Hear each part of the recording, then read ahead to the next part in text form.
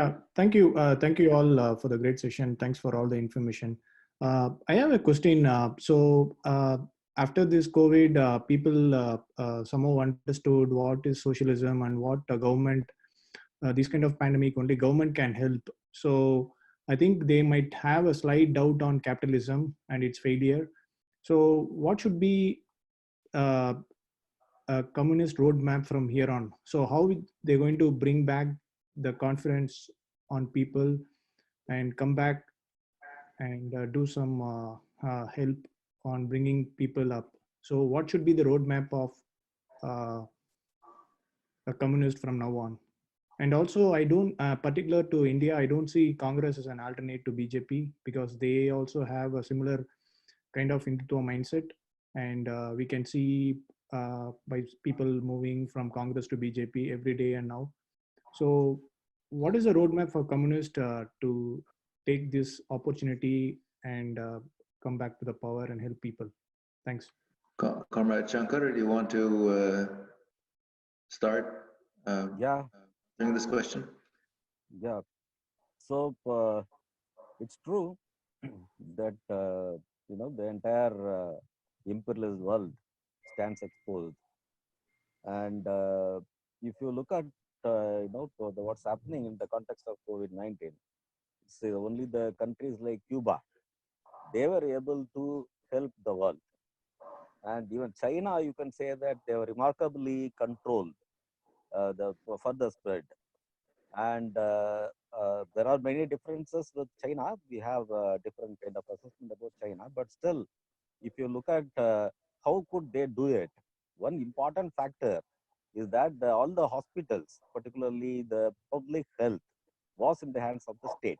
So that is one reason why they could succeed in immediately deploying all the forces for containing the further spread, and they were able to be successful.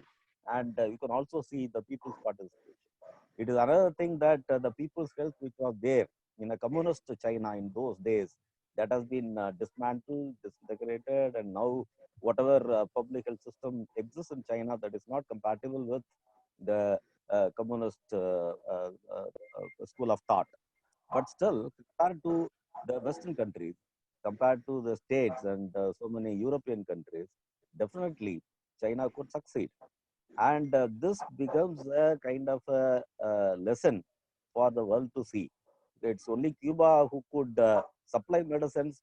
They already have found some alternative for some drug for treating corona. But whereas Trump, because of his adamancy, is not able to recognize the contribution of Cuba, and rather he further going ahead with all the sanctions and all that.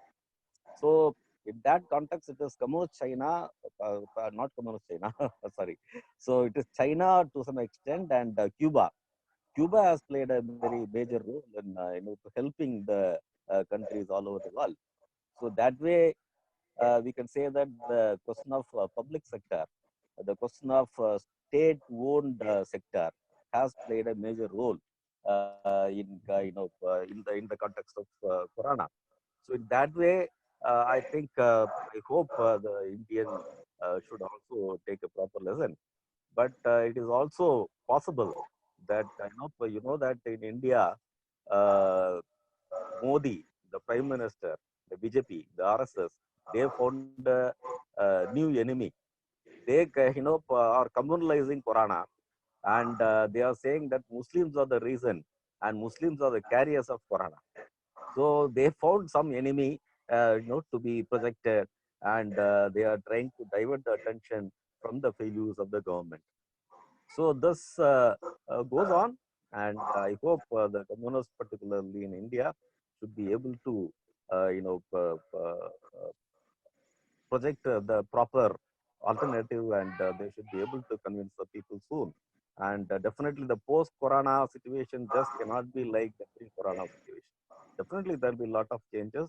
I'm sure the left will have a very prominent role in India, and perhaps Congress, perhaps is not in a position to discharge. Rather, you can say that, for example, in Rajasthan, which is a Congress-ruled state, they have accepted the 12 hours work day now. 8-hour work day, May Day and related, historic legacy. But now the government is articulating 12-hour work day in India. And both Rajasthan and Gujarat have already accepted it and they are moving ahead. And all the employers association, they are saying that they will not pay wages for this lockdown period. So likewise, if you can look at it, there are lots of things happening. Recently, the Ministry of Home Affairs came up with a circular, kind of an order, which said that migrant labor, they cannot go home because many people who left the place where they were working and they are stuck at some midway, they are not able to go home because of unplanned, kind of a lockdown which was announced by the Indian government. Now the government says that there cannot be any transport, interstate transport. So only intrastate may be allowed after some point when the phased withdrawal of lockdown is allowed.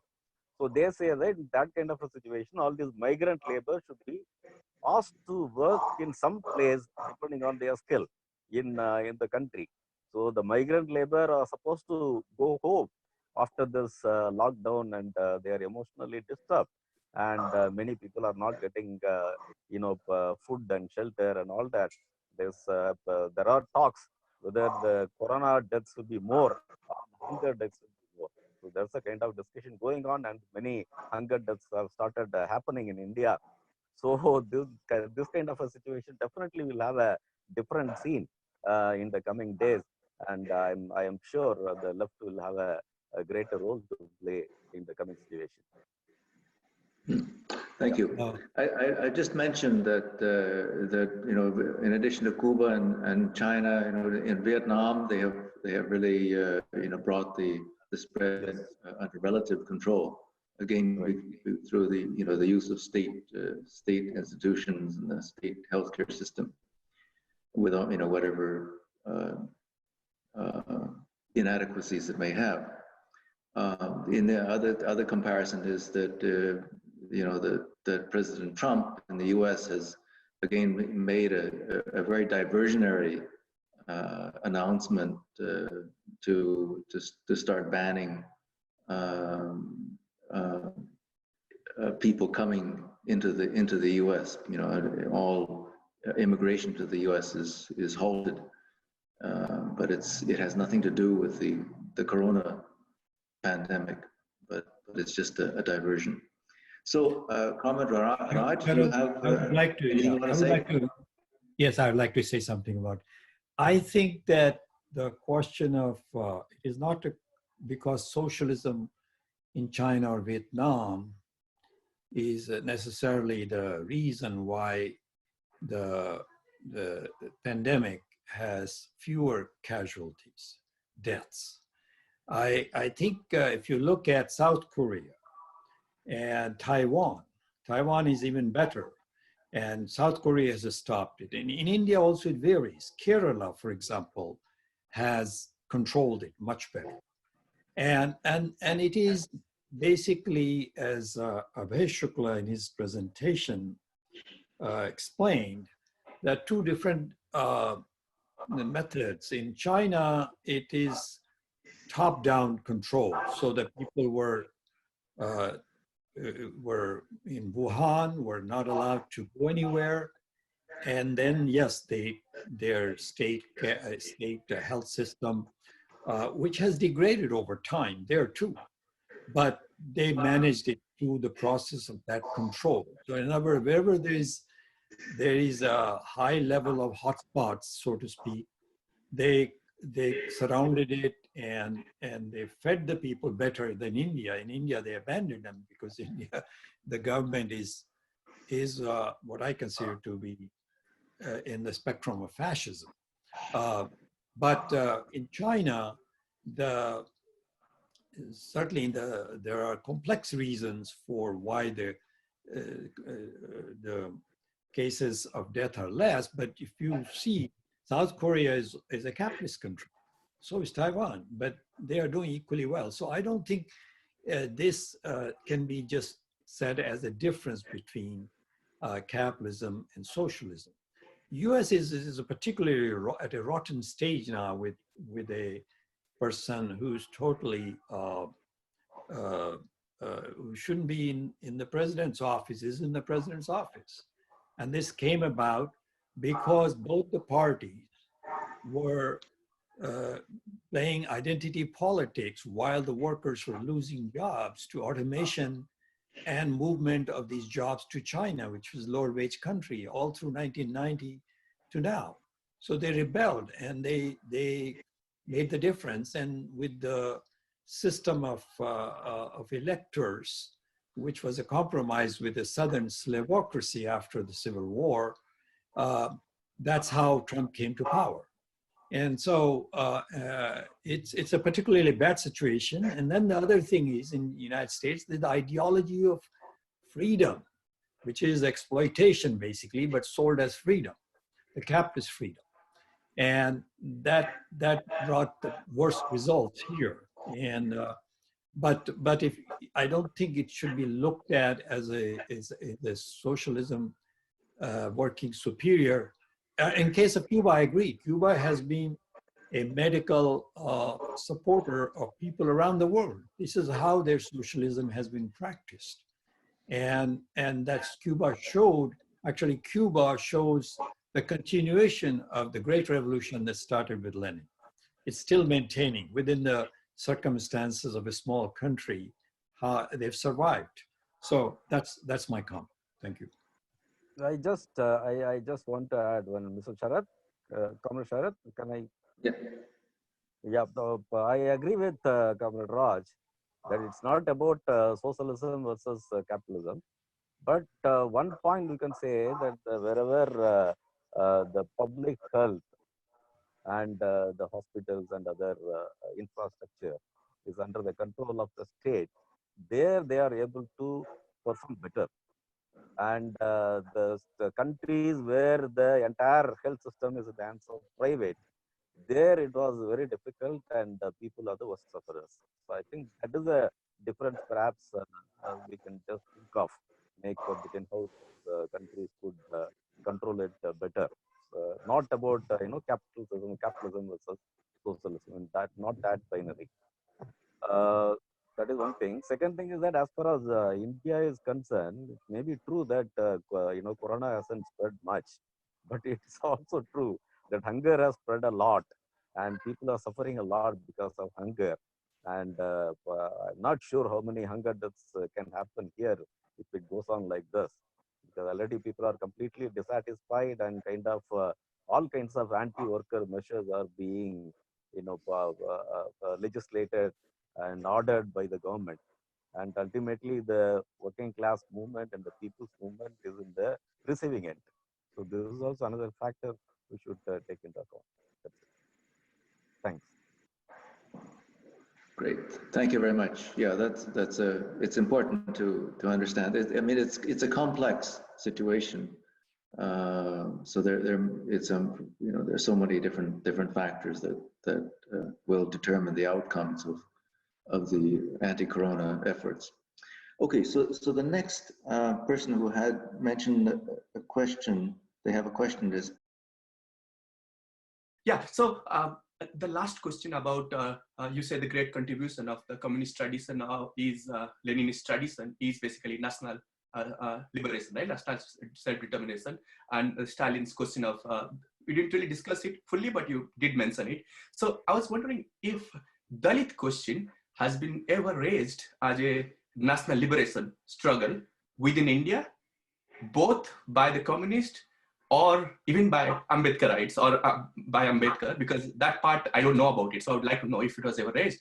Because in the US, I now live in the US, there was in the 1930s, the Communist Party had raised Black liberation as a national struggle, like a national question. So I was wondering if it was ever a Dalit liberation was a national question in Indian context. Can I reply, Mr. Sharat? Comrade Sharat? Yes, please.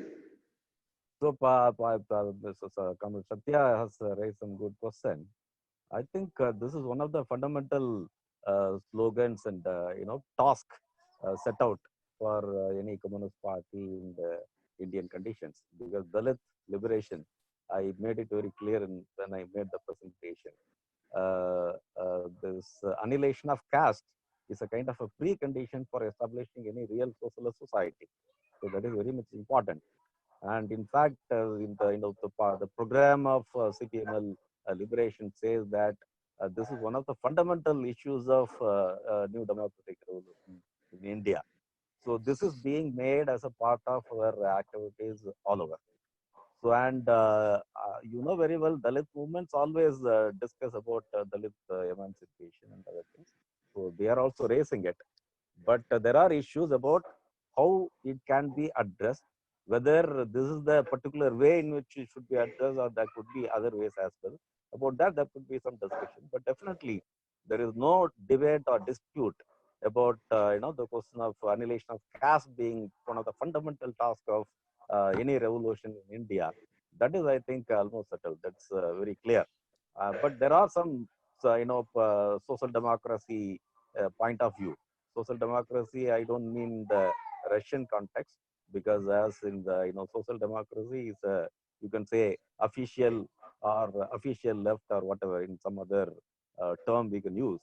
So there are debates about that. But definitely, that's why I said the emergence of Naxalbari, the emergence of CPML in India, that itself was a negation of all the economism in the left movement in the country. And Dalit liberation, the emancipation of Dalits, that is one of the important components of any revolution in India. So I Thank would you. just add, I agree. May I say? Yes, I please. would agree with Comrade Shankar, and he implied that this is not a national question. So Dalits, neither Dalits in India, from what I can see, because they spread all over the country. They are in every region, and the blacks here is the same thing. Although they may form a greater number in southern states, but they don't comprise majority, and they're not a nation because they also come from a different African background. They're not a nationality. It's kind of like this question was about the Jews in Russia, which Stalin dealt with. Jews were not a nationality. So therefore, emancipation is correct within, so it's a different process. It is not a national question of national liberation of them. It is actually a more difficult task because they are integrated in the society, but at the very bottom of society. In the United States, it's a great deal of racism and now structural racism, although people-to-people racism is reduced, but structural racism actually strengthened because the system of capitalism does it. In India, I think similarly, oppression on the Dalits has become more structural through capitalist systems development. Comrade Shankar can speak more authoritatively on it because I haven't lived in India for a long time now. So that's my response to it. It's a different situation. The question was, did the communist parties in India have any, something similar to what the Soviets did for the question of the middle peasants, which was like basically a program to elevate the status of the peasantry and to bring them to the state where they can embrace socialism more readily. Yeah, you are right, because this concept of new democratic revolution, unlike socialist revolution, which is solely or mainly, not solely, mainly depended on working class leadership and then alliance with peasantry. The Mao articulated the concept of new democratic revolution, which is basically call it the rule of, after the revolution, it is supposed to be the rule of all revolutionary classes. All revolutionary classes include working class, peasantry, and also the petty bourgeois.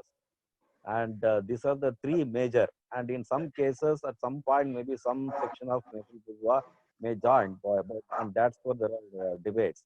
But you can say that definitely these three major classes, that is working class, peasantry also, there's a lot of differentiation. There are discussion about which section of peasantry should be included and all that. But working class, peasantry in general, and petty bourgeois, the middle class.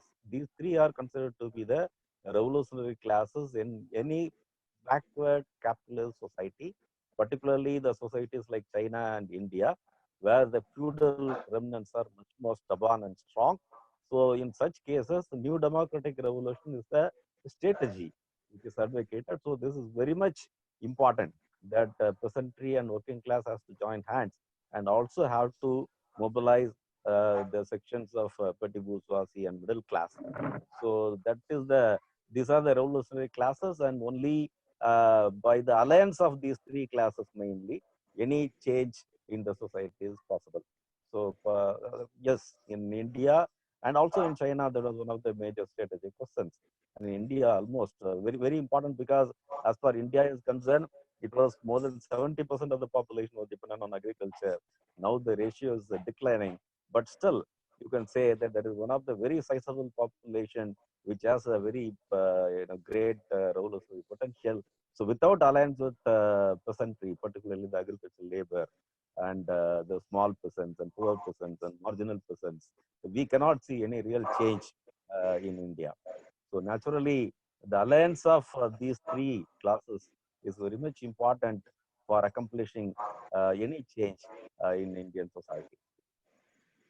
Just on the note on Russian Revolution and peasantry, the program that Bolsheviks came included all the peasants at first, and they were given land. You know, they confiscated the land of the landed elite and the churches, and then they distributed to landless poor peasants. So they created actually a petty bourgeois section. And that was deliberately done because the peasantry at that point was not ready to transition into socialism, but they were willing to support the workers in that promise. So bread, land, and peace was the slogan.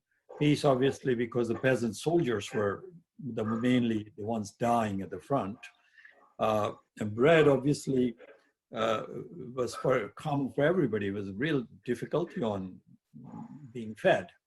So, but then Lenin also understood, for Lenin, the revolution is not a one-step process. It unfolds, and over time, the middle peasant came along to instead of supporting the rich peasant, came to support the party when they saw that the rich peasant was backing the reactionary class who were fighting in the civil war.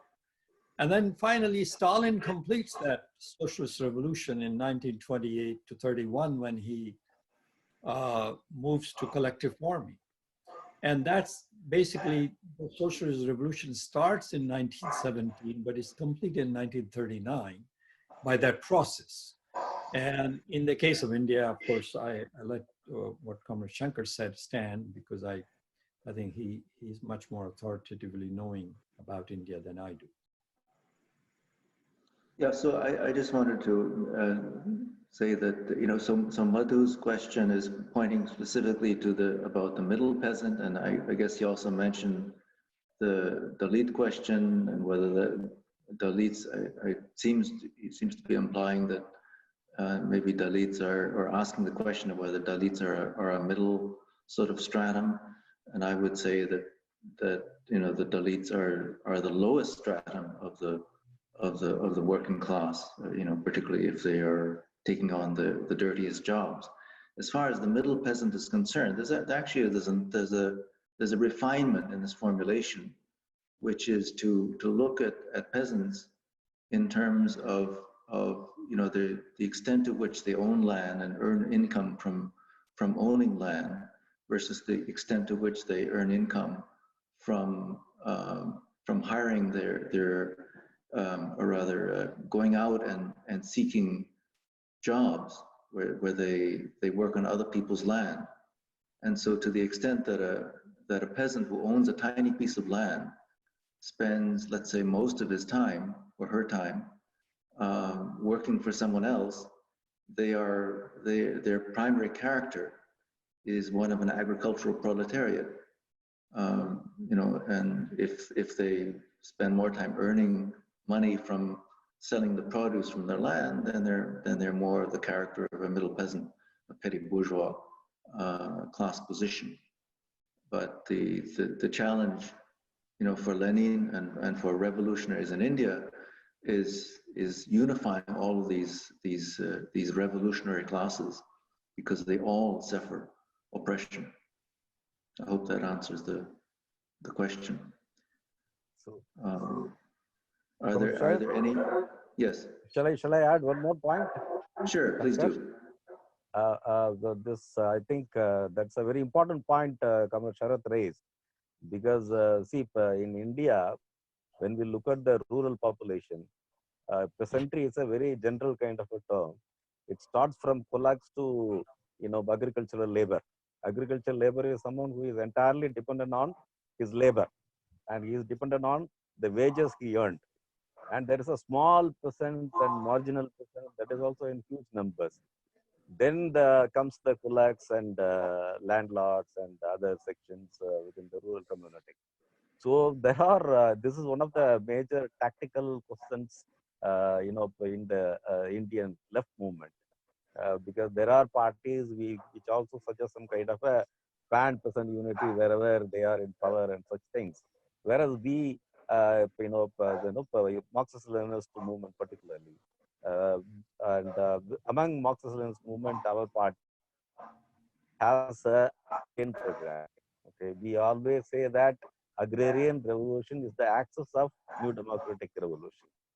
So agrarian program which we have evolved, that discusses about the analysis of classes among the agricultural community. So we say that we have to strongly rely on the agricultural labor, and small and marginal presence in the case of any change, any revolution in the country. So that is one of the important aspects of class analysis, and that is something which is very fundamental for the new democratic revolution in India. And in addition to that, you can say that Dalits, particularly as Kamar Sharath was mentioning, Dalits are mostly agricultural labor, and you can find it is very difficult to find the land owning Dalit. Very difficult. In some states, exceptionally, only few people or some people have some land, and otherwise you can say that mostly overwhelming majority of Dalits are landless agricultural laborers. Is there a petty bourgeois section in the Dalits now? Petty bourgeois is there because of this reservation. You can say the policy of reservation.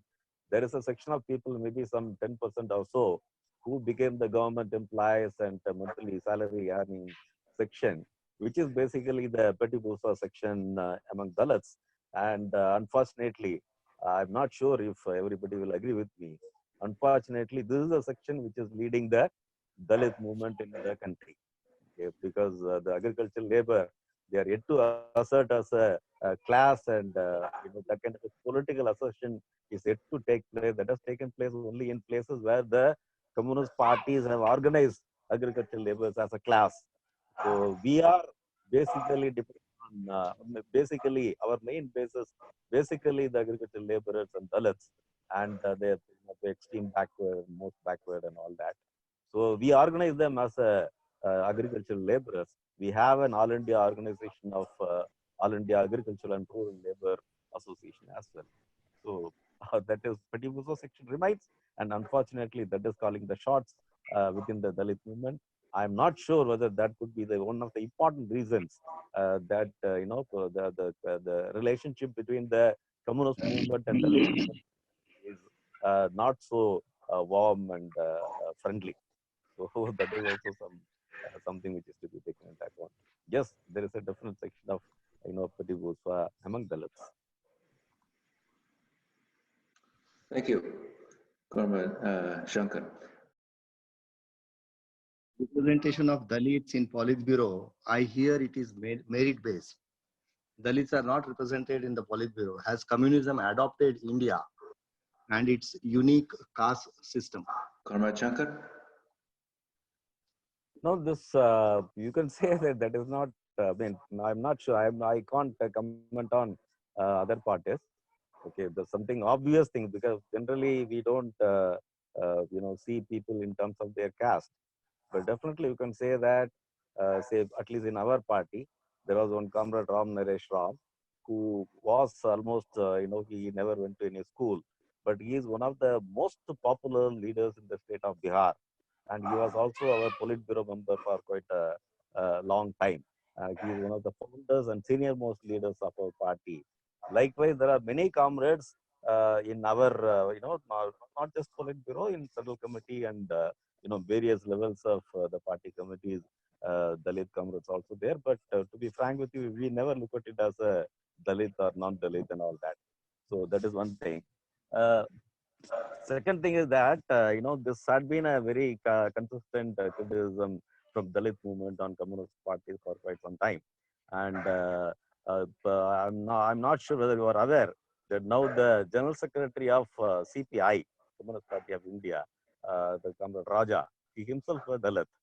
So, but he being the Dalit and General Secretary of the, one of the larger communist parties, bigger communist parties in India, even after he became the General Secretary, we don't find, a lot of interactions with Dalit movement and all that. So, but the kind of unfriendly and unpleasant relationship with Dalit movement and communist movement still remain. And it's not a universal thing. Definitely, there is a section of Dalit movement which considers left movement to be very close and friendly.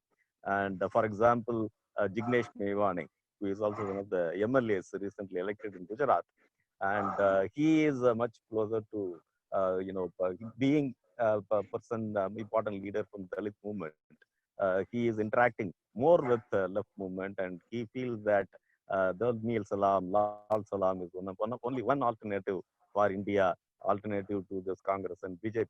So that kind of opinions are coming up now. It's growing. Let's hope for the best. Thank you, Comrade Shankar. So I thought maybe before we end, do each of you, Comrade Shankar and Comrade Raj, have any closing comments, very briefly? This is a very interesting experience, and I'm very happy to join you all. And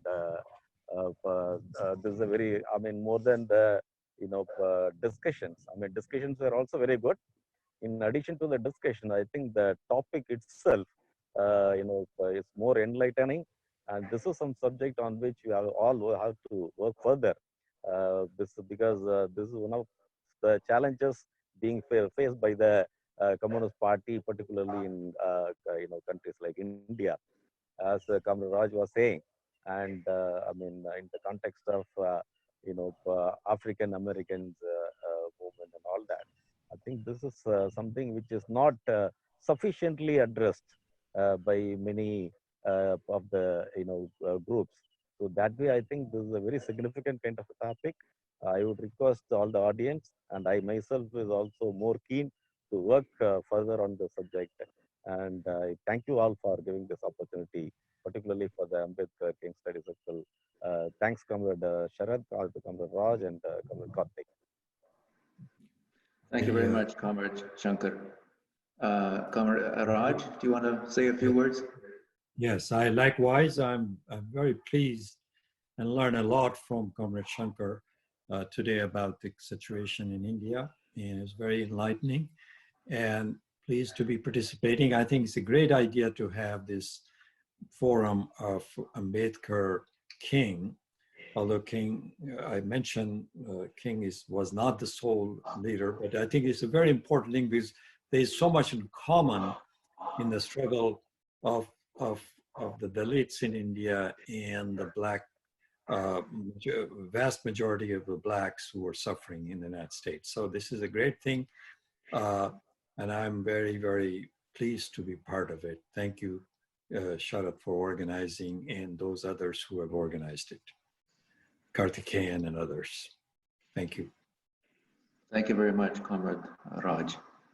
So we come to the end of our program, and I want to thank everyone for joining in this conference call.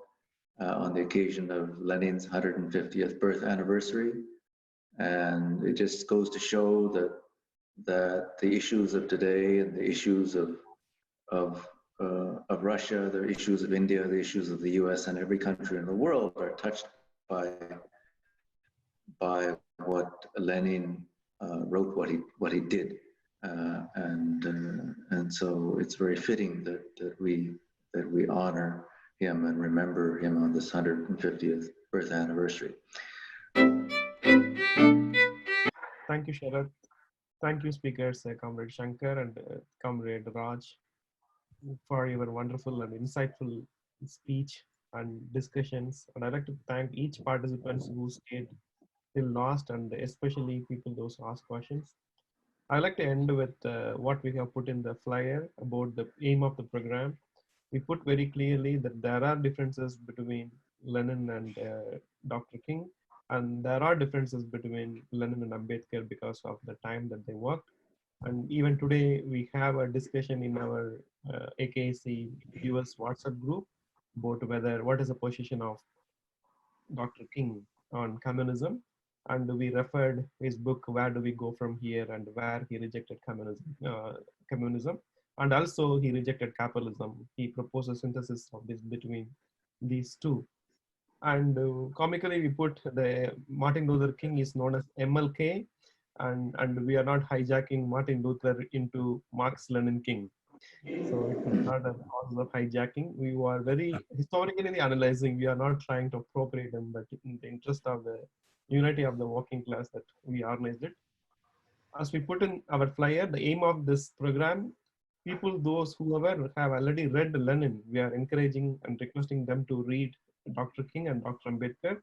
And who have read Dr. Ambedkar and Dr. King, please read Lenin also, and see each leaders through their lenses, and you will see definitely these leaders have to be brought together, and especially the masses can be brought together through their leaders' ideas and discussion. And that is the final note. And I'd like to thank again the speakers and the participants. Thank you, and have a good day and have a good night.